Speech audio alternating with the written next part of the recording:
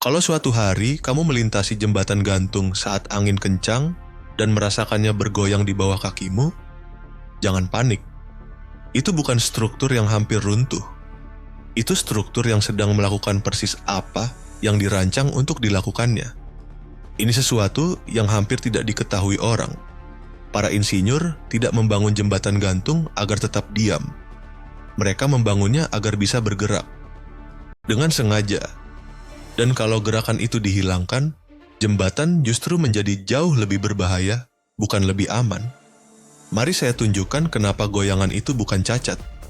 Justru itulah inti dari seluruh rancangannya. Mari mulai dengan pertanyaan sederhana.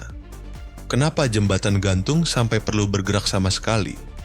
Pikirkan gaya-gaya yang bekerja pada lantai jembatan raksasa yang menggantung di udara terbuka, kadang puluhan meter di atas air, tanpa penopang padat apapun di bawahnya. Angin menghantam struktur itu terus-menerus. Lalu lintas mengubah bebannya terus-menerus. Perubahan suhu membuat baja dan beton memuai dan menyusut, sampai beberapa meter pada jembatan yang sangat panjang. Sekarang bayangkan mencoba membangun sesuatu yang benar-benar kaku untuk bertahan menghadapi semua itu. Struktur yang sepenuhnya kaku tidak punya tempat untuk menyalurkan semua energi yang masuk. Setiap embusan angin, setiap perubahan suhu, setiap truk berat yang lewat, harus diserap sebagai tegangan murni yang terkonsentrasi di titik-titik terlemah jembatan. Cepat atau lambat, sesuatu akan retak. Struktur kaku tidak melengkung di bawah tekanan. Struktur kaku patah di bawah tekanan. Jadi para insinyur mengambil keputusan yang disengaja, keputusan yang sama seperti pada gedung pencakar langit dan sayap pesawat. Alih-alih melawan setiap gaya dengan kekuatan brutal, biarkan struktur itu melentur, dan biarkan lenturan itu melepaskan energi dengan aman, alih-alih menumpuknya sampai sesuatu patah. Itulah sebabnya lantai jembatan gantung bisa terlihat bergoyang ke kiri dan ke kanan saat angin samping bertiup kencang, dan bisa sedikit naik turun saat lalu lintas padat. Gerakan itu bukan kerusakan yang sedang terjadi dalam gerak lambat. Itu adalah jembatan yang sedang mengubah energi berbahaya menjadi gerakan terkendali yang aman. Persis seperti lututmu menekuk untuk menyerap benturan saat kamu mendarat setelah melompat. Tapi fleksibilitas yang sama ini juga bisa menjadi berbahaya kalau tidak dikendalikan dengan benar. Begini caranya. Lantai jembatan yang dirancang buruk dengan balok padat dan rata alih-alih struktur terbuka akan berperilaku terhadap angin hampir seperti sayap pesawat atau seperti layar kapal. Angin yang mengalir di atas permukaan padat menciptakan pusaran turbulensi yang terlepas dari satu sisi, lalu sisi lainnya mendorong lantai jembatan ke atas, lalu ke bawah, lalu memuntirnya berulang-ulang dalam irama yang terus terulang. Dan irama itu bisa memperkuat dirinya sendiri.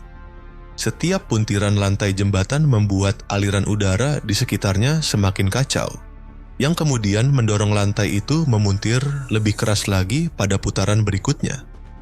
Para insinyur menyebutnya flutter aeroelastis. Jembatan tidak lagi sekadar bergoyang normal.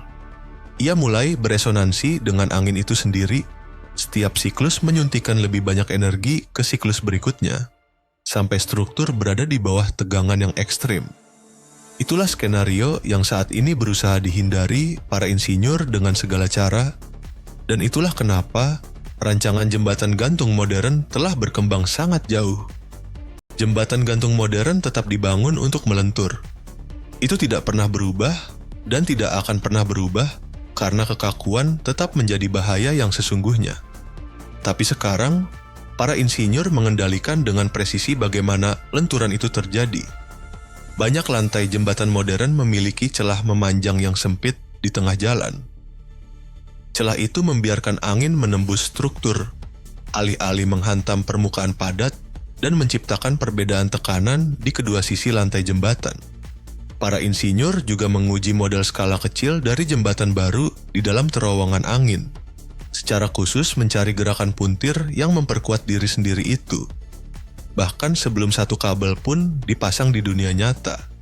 Dan jembatan besar saat ini sering dilengkapi peredam mekanis raksasa Pada dasarnya, peredam kejut berukuran sangat besar yang dipasang langsung ke dalam struktur yang secara diam-diam menyerap gerakan berlebih sebelum berkembang menjadi sesuatu yang berbahaya. Beberapa jembatan gantung juga menggunakan fairing yang dibentuk dengan cermat di sepanjang tepi lantai jembatan. Bentuk aerodinamis halus yang mengarahkan angin mengalir rapi mengelilingi struktur, alih-alih membiarkannya tersangkut dan berpusar. Jadi para insinyur modern tidak menghilangkan goyangan pada jembatan gantung. Mereka hanya belajar dengan tepat bagaimana membentuknya, mengarahkannya, dan membuatnya bekerja untuk keuntungan mereka, bukan melawan mereka. Yang membawa kita kembali ke momen ketika kamu merasakan lantai jembatan bergerak pelan di bawah mobilmu, tertiup angin. Gerakan itu bukan tanda bahaya.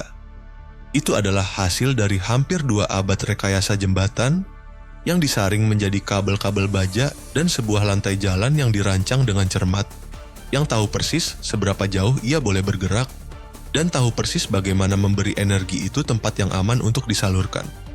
Jembatan yang sama sekali tidak pernah bergerak justru adalah jembatan yang benar-benar patut kamu khawatirkan. Yang ini bergoyang persis seperti yang dirancang untuknya.